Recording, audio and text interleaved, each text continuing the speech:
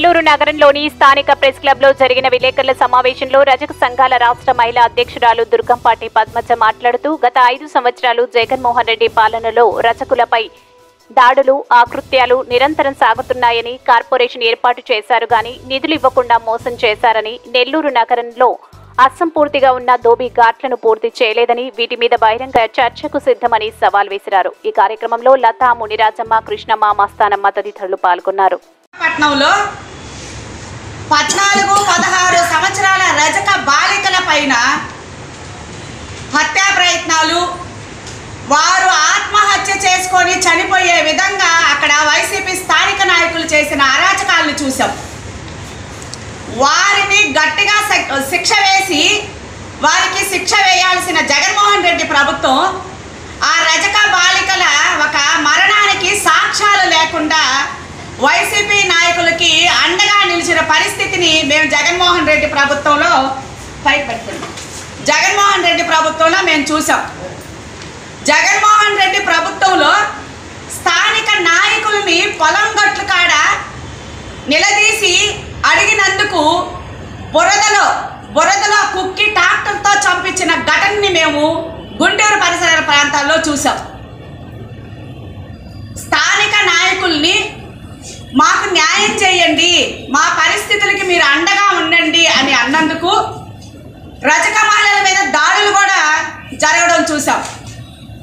Telugu Desam party నాయకుల్ని కలిసినందుకు వారికి support చేసినందుకు వెంకటగిరి సైదాపురం మండలానికి సంబంధించిన రాజేశ్వరి అనే మహిళ మీద కూడా వారు చిన్న బడ్డీ కొట్టు పెట్టుకొని జీవిస్తుంటే ఆ బడ్డీ కొట్టులో వాటర్ బాటిల్ని తీసుకెళ్లి మందు బాటిల్ని తీసుకెళ్లి వాళ్ళని భయభ్రాంతులకి గురి చేసిన పరిస్థితిని చూసాం।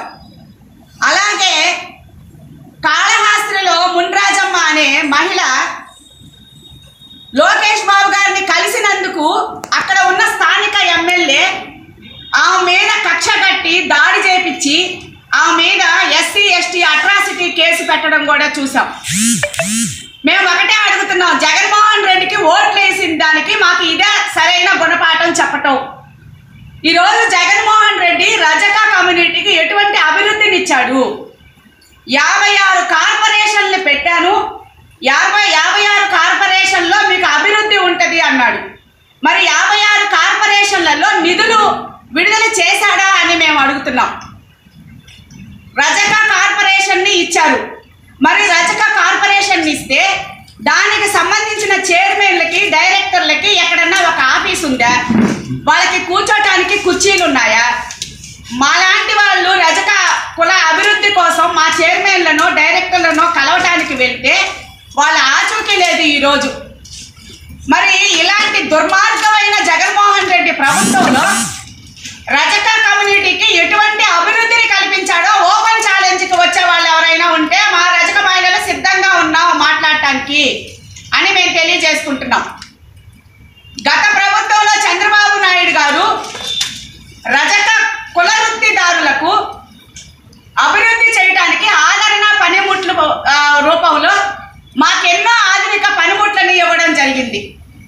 ఇదే నెల్లూరు స్థానిక టీడీపీ నాయకులు గత ప్రభుత్వం అధికారంలో ఉన్నప్పుడు మంత్రిగా ఉన్నప్పుడు పొంగూరు నారాయణ గారు, అలాగే మేయర్గా ఉన్నప్పుడు అబ్దుల్ అజీజ్ గారు రజక కుల వృత్తులకు 2 కోట్ల రూపాయల నిధులను విడుదల చేస్తే మోడ్రన్ దోబీ ఘాట్లు ఇచ్చి రజక బిడ్డలు ఆర్థికంగా అభివృద్ధి చెందటానికి, నిరుద్యోగులుగా ఉన్నవాళ్ళు ఇలాంటి మిషనరీ ద్వారా ఆర్థికంగా అభివృద్ధి చెందతారు అని చెప్పని మాకు నెల్లూరు పట్టణంలో దోబీ ఘాట్లను ఇస్తే దానికి నిధులను మంజూరు చేస్తే అక్కడ 30% పనులు పూర్తయి ఉంటే మరి ఈరోజు జగన్మోహన్ రెడ్డి ప్రభుత్వం వచ్చి 5 సంవత్సరాలు అవుతుంటే ఈ చాటగాని ప్రభుత్వానికి ఆ మిగతా పనులు పూర్తి చేసి మాకు దోబీ ఘాట్లు అందించలేని చాటగాని తనంలో ఈ స్థానిక నాయకులు ఉన్నారా అని మేము క్వశ్చన్ చేస్తున్నాం।